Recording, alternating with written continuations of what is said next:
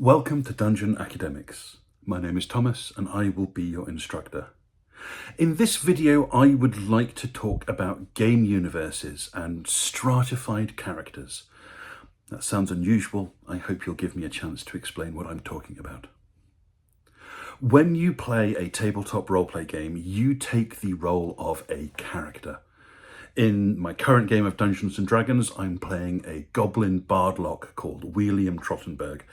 And for me, when I'm playing, I play as if William was a real person in the game world that he lives in. The threats in the game are real to him, and I must play as if they are real mortal threats to him. This is somewhat different if you play a computer roleplay game, for example, Baldur's Gate 3. When you're exploring the world in Baldur's Gate 3, you may occasionally go, I wonder what's down there, I'll jump and have a look. And you jump down, you take a few hit points, damage, there's nothing of interest, or you find a ladder, and you go, okay, I'll reload and I'll explore that later. The damage to your character is somewhat temporary, and you can take risks knowing that you can reload it. That's, I suppose, what honor mode is for, but honor mode is not recommended for your first go, where you are wanting to explore the world. But in tabletop Dungeons and Dragons and other roleplay games, you play as if you are in that world yourself and the danger to you is real. What happens if we take a step back and have another layer of abstraction between us and our characters? I'm going to talk about several media franchises, books, films, TV series, where there is great potential for roleplay games. In fact, many of them already have roleplay games associated with the name. For example, let's first talk about The Matrix. And before I discuss the roleplay part of this video, I'm going to take a moment to use my ever so tiny soapbox to talk about the one mistake I think the Wachowskis made in The Matrix. The Matrix came out in 1999. I had just finished my first year at university and I was watching it over summer with friends. I was completely unaware of this film. I had failed to see any trailers or any movie posters for it. I went in completely blind, and The Matrix blew me away, right away becoming one of my favourite films ever. I think that's the best way to have seen it, and I still love it to this day. It defined the sort of 90s noir movement and is still very cool 2.5 decades later. I think what the Wachowskis created will remain culturally and historically significant for decades, not just because of the incredible style and camera work and visual effects of the film, but also the way it brought up topics that are still relevant today, especially with the rise of artificial intelligence. But they made a physics mistake, one that even after 1 year of university, I spotted right away and had me scratching my head in the cinema. And it's that scene where Morpheus explains that the machines have done this to turn humanity into one of these. What a great piece of visual design that was. The battery they have in the film doesn't have the branding on, doesn't say Duracell, but just the black and bronze proportions are so recognizable. Duracell, you did a great job with your branding and your image for the batteries. It's recognizable without any other words on it. Anyway, I digress. Turning humans into a source of energy is a terrible idea. Inefficiencies in biological systems and the basic rules of entropy dictate that the energy output of a human body is always less than the energy input. However much energy it takes to create and keep a human being alive, you are going to get less energy out than you put in. It's unavoidable due to basic rules of physics. And there could have been another explanation, perhaps a better explanation. Why use humans as batteries? The machines need to have a reason to keep millions, if not billions, of human beings alive. And the battery idea is rubbish, I'm afraid. Sorry. But there's a better one. What do machines lack? It's imagination. They needed humans alive for their creativity and imagination. By wiring millions or billions of living humans into a virtual system, the machines could use the creativity and imagination of their human slaves to solve whatever problems they came across. As powerful as the logical and mathematical processes of the artificial intelligences were, they lacked that sense of creativity that is uniquely human.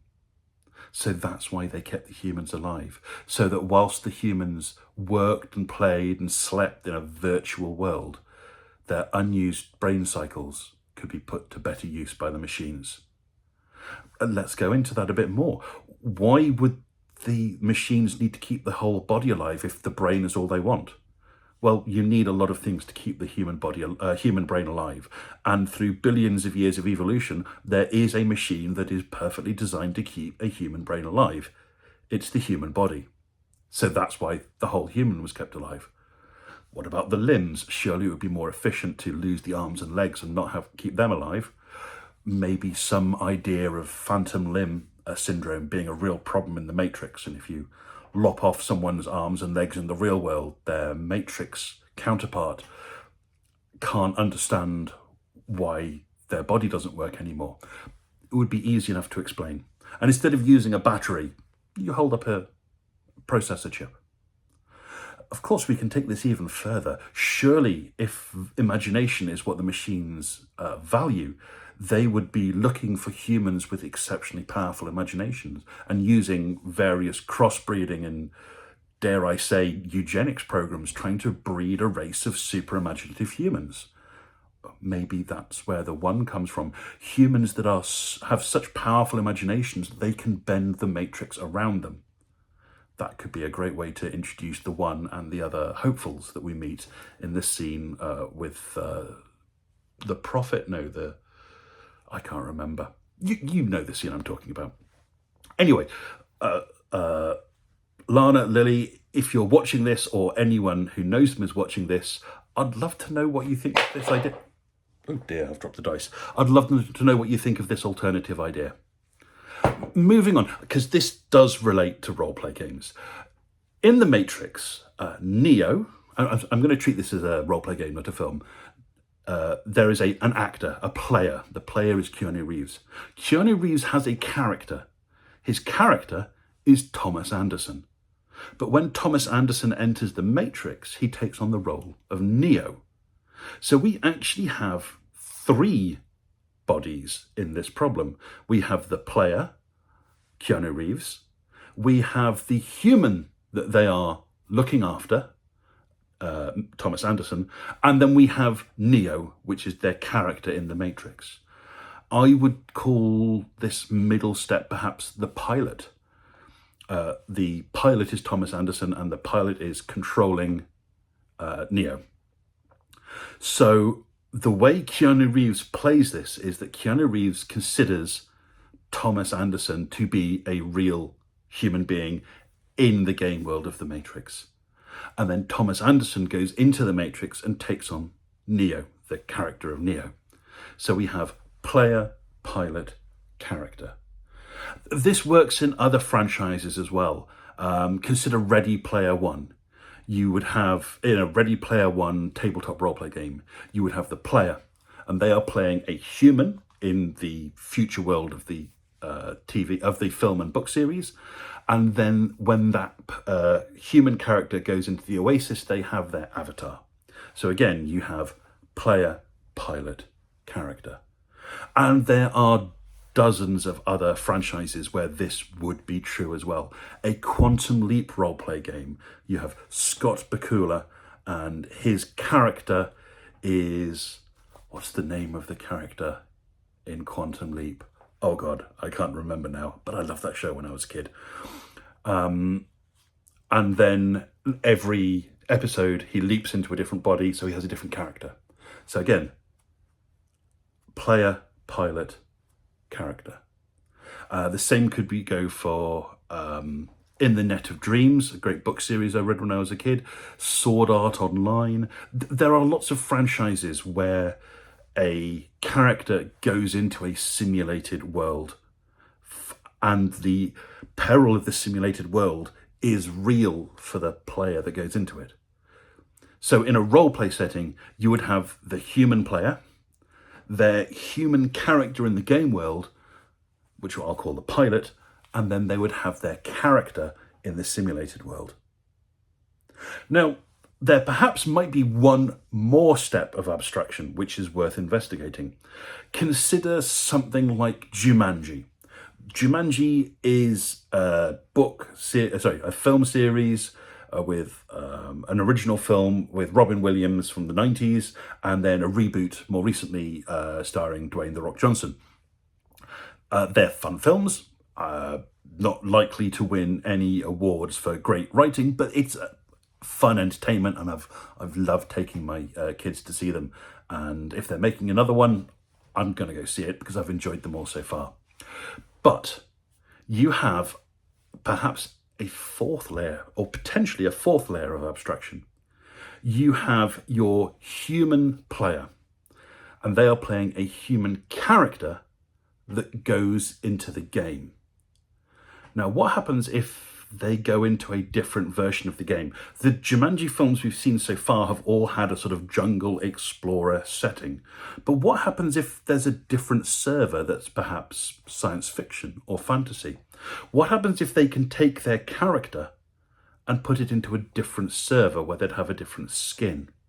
So perhaps you'd have your human player, then the human pilot, then their in-game character, and then the skin that they wear for that server. The idea of playing in a role-play game where you play as a pilot, and your pilot has a character that can go into different servers, and they might have a different skin in each server. In one server, you might take on a human role, but in a fantasy server, you might play an orc or an elf. The same character taking on a different skin. So think of it this way. You have a human actor, that is the player, playing a human character in the game, that would be the pilot. They have a character they play, Dr. Bravestone, who is an archaeologist explorer. And in one server, Dr. Bravestone's skin is of a phenomenally ripped Pacific Island bodybuilder who looks like Dwayne "The Rock" Johnson. But perhaps in a different server, they might play an alien robot, or they might play a half-orc berserker. Still playing the Dr. Bravestone character, but re-skinning it for a different server. So perhaps you could have you could have player, pilot, character, skin. And that would allow you to play the same character across vastly different campaigns by reskinning them as you move from one campaign to another. Of course, you could choose to play a different character as well, so you'd still have the same player and pilot. And all the time, the mortal peril is... There's Lego falling off the back of my desk, that's the problem. All the time, there is mortal peril for the pilot, for if they die in the game, they die in the real world. So then maybe that fourth level of abstraction can work. But how could we do this? In a role-play game, there are things that your character can do that you, the player, can't do. But there are things that you, the player, can do that you can pass that knowledge onto your character. If in a Matrix roleplay game, if Keanu Reeves knows how to make a really good butter chicken, does that mean that Thomas Anderson knows how to make a butter chicken? If Thomas Anderson got home from a work day at the office and said, "I'm really hungry, I'm going to make some food," the DM says, "What are you going to make?" And Thomas Anderson says, "I'm going to make butter chicken." And the DM looks at Keanu Reeves and says, "Can you make butter chicken?" He goes, "Yeah, I can make butter chicken." Okay, then your character can make butter chicken. That's fine. It doesn't necessarily go the other way around. Neo can punch through walls in the Matrix, but Thomas Anderson can't in the real world, and I'm fairly sure that Keanu Reeves can't in the actual world. So this level of knowledge can move sometimes both ways, sometimes only one way. How could we represent that in a character sheet with this multiple layer of abstraction, that you have a pilot plus a character plus a skin. How can we make that work? I was thinking about that the other day, and I realised I've already talked about this in another video. A few videos ago, I mentioned a game called Gloom. Gloom is... I'll link that video in the description. I recommend you check it out because it's kind of fun. Gloom is a great little card game, and the cards have transparent windows in. And that means that things from the layers below show through. What this means is that you could fill in things on your pilot's character sheet and have that carry through to the character and the skin character sheet. So say if your pilot had some knowledge of medicine, they would be able to use that in the real world, and there would be a little transparent window and 2 bits would be filled in. Now, of course, your character and your skin might have further knowledge. They might have knowledge that the pilot and the player doesn't have. But because there's this little transparent window, you can add little pips after it. So in the game, you might have level 7 medicine, but your pilot only has level 2. The other 5 levels come from the character and the skin. This means that when you get a new character and a new skin, the skills that your pilot have get preserved between campaigns, but your character can be reset. I've talked about this in another video with the idea that power levels go up and can get reset and go up and can get reset. Well, this is a great way of doing it. You can have permanent character progression for the pilot at a very slow rate, and you can have faster character progression for the skin, knowing that that's going to get reset next time you have a different campaign. That would be the kind of idea that I want to make a roleplay game out of. Something along the lines of The Matrix or Jumanji or Quantum Leap.